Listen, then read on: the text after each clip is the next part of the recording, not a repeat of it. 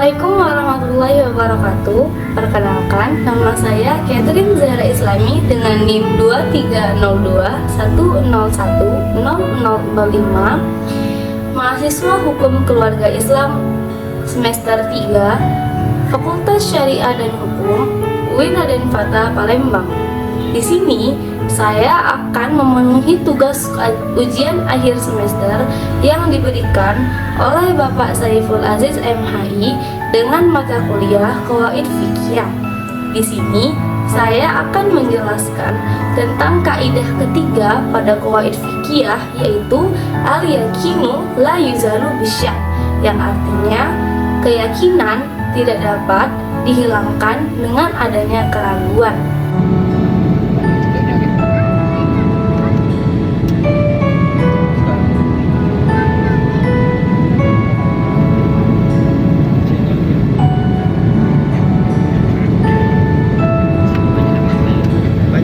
Baik, di sini saya akan menjelaskan tentang definisi al-yaqinu la yuzalu bisyak. Secara bahasa, al-yakin dapat diartikan sebagai dengan keyakinan.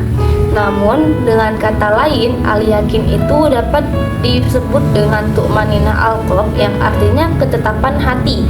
Sedangkan Imam Al-Ghazali berkata, memandang bahwasanya yakin ini merupakan suatu kemantapan hati terhadap objek tertentu. Jadi, hati di sini memiliki peran untuk memastikan bahwasanya kemantapan itu adalah benar. Sedangkan definisi syak menurut bahasa artinya membingungkan. Nah, sedangkan menurut istilah sesuatu yang tidak menentu atau meragukan antara tidak ada atau adanya sesuatu. Sehingga makna dari kaidah ketiga ini adalah bahwasanya keyakinan tidak dapat dihapus kecuali dengan dalil-dalil yang pasti, dan ini tidak dapat dihukumi hilang dikarenakan hanya adanya keraguan. Sehingga ketika kita ingin melakukan suatu pekerjaan, maka kita harus disertai dengan keyakinan. Namun, apabila dalam pekerjaan itu masih terdapat keraguan, hal ini tidak dapat disediakan dengan sebutan keyakinan. Jadi, syarat dari keyakinan ini adalah memang benar-benar dari kemantapan hati. Sehingga jika seseorang hanya berpura-pura yakin dengan karena alasan malu dengan orang lain, itu keyakinan tersebut tidak dapat dibenarkan. Selanjutnya, sumber hukum untuk kaidah al-yaqinu la yuzalu bisyak.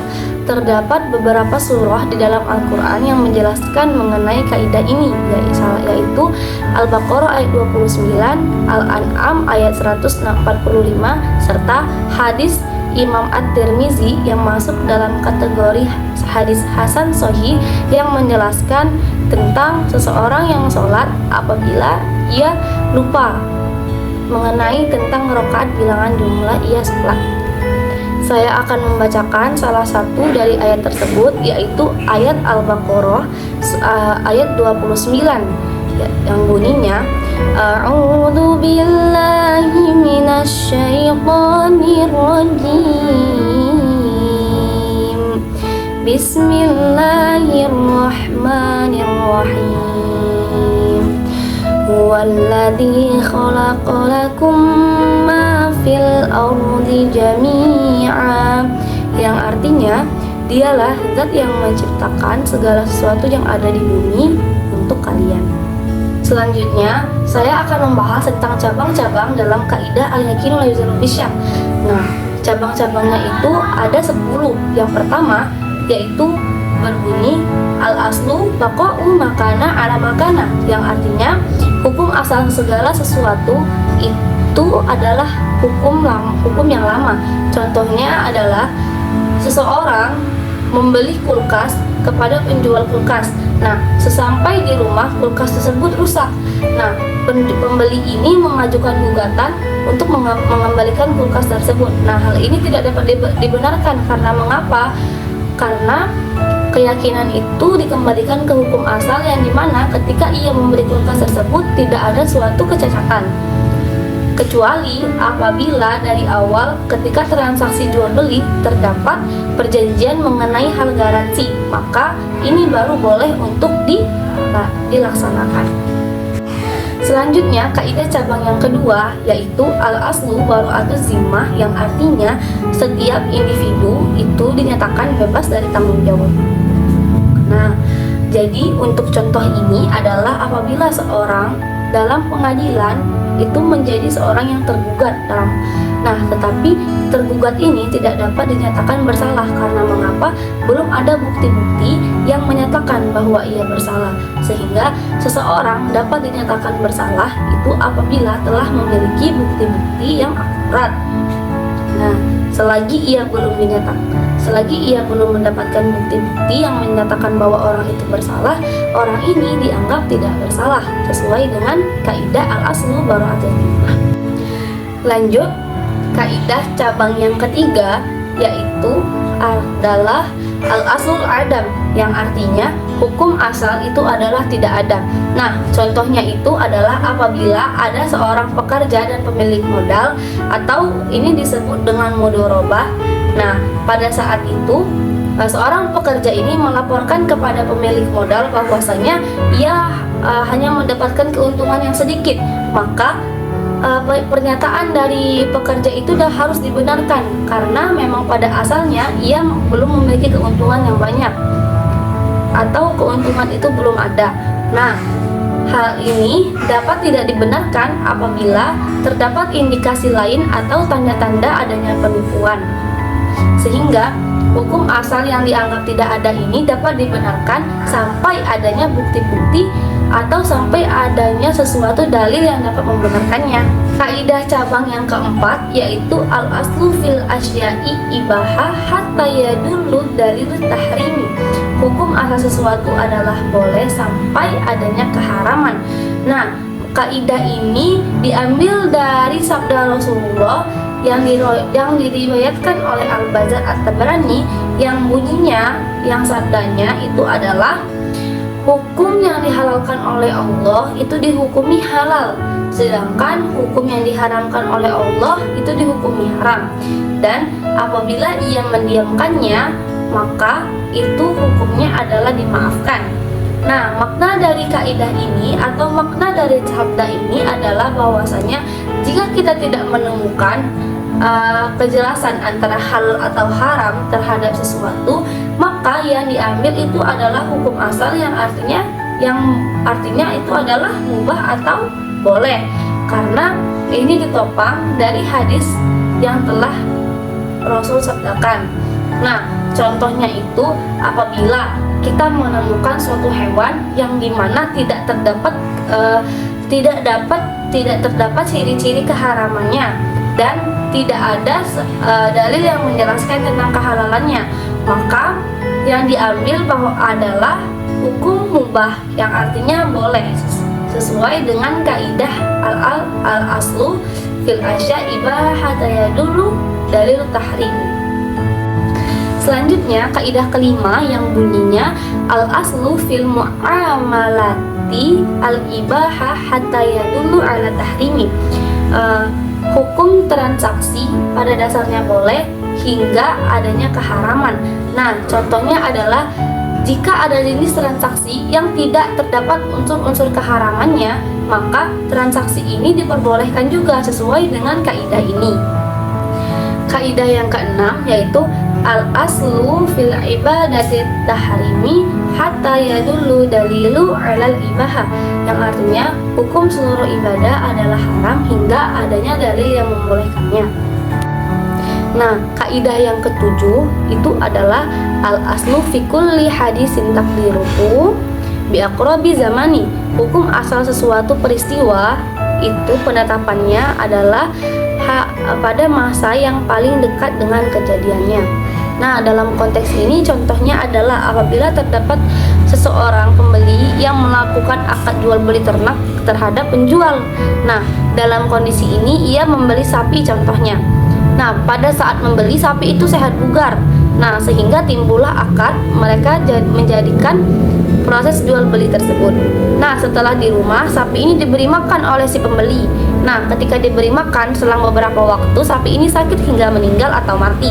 Nah, pada saat ini, si pembeli jika ingin melakukan gugatan kepada si penjual, gugatan ini tidak diterima. Karena mengapa? Kita mengambil penetapan terhadap pada masanya, masa yang paling dekat dengan kejadiannya, yang dimana sapi itu meninggal setelah diberi makan kepada si pembeli tadi. Maka gugatan tersebut tidak dapat dibenarkan. Karena mengapa? Itu tadi, sapi meninggal karena diberi makan.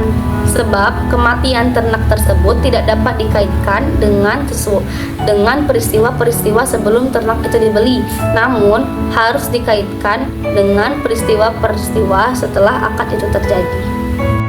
Nah, kaidah ke-8 yaitu masyakka af'alu syai'an am la fa'aslu annahu lam yaf'alu. Barang siapa yang ragu apa atas telah melakukan sesuatu atau belum, maka yang dihukumi adalah belum melakukan sesuatu. Contoh dari kaidah ini adalah apabila seseorang lupa telah melaksanakan sholat atau belum, maka yang dihukumi adalah belum melaksanakan sholat.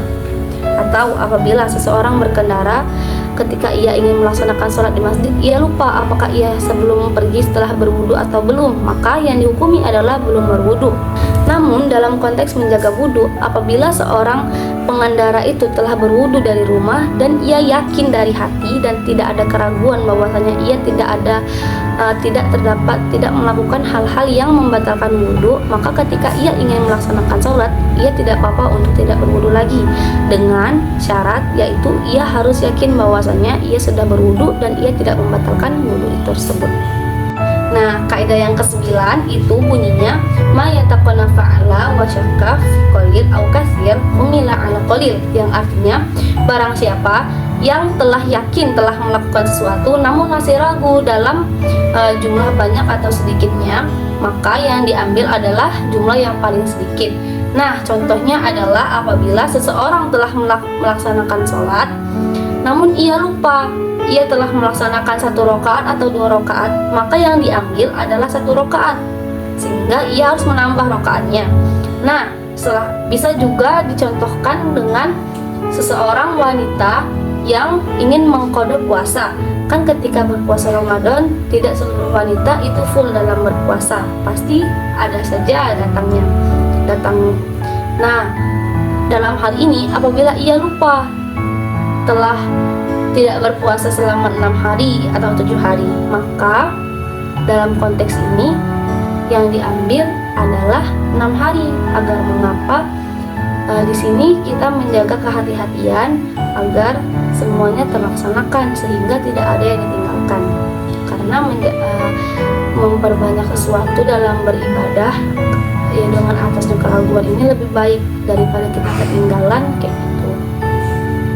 Nah, kaidah yang terakhir adalah al-aslu fil karimil hakikoti, yang artinya hukum asal dalam pembicaraan itu adalah hakiki. Nah, contohnya adalah apabila seseorang berkata, saya ingin mewakafkan harta saya terhadap anak saya.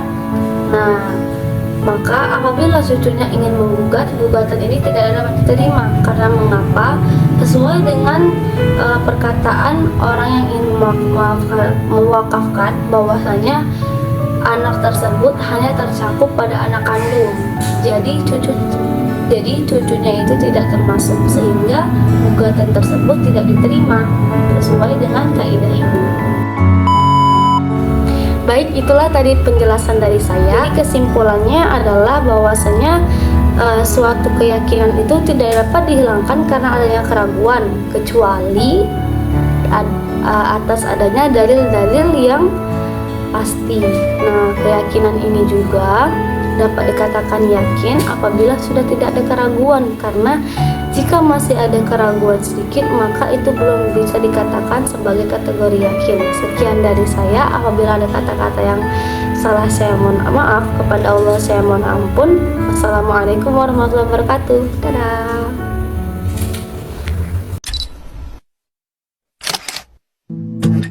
We keep this love in a photograph. We made these memories for ourselves, where our eyes are never closing, our hearts are never broken, and time's forever frozen still.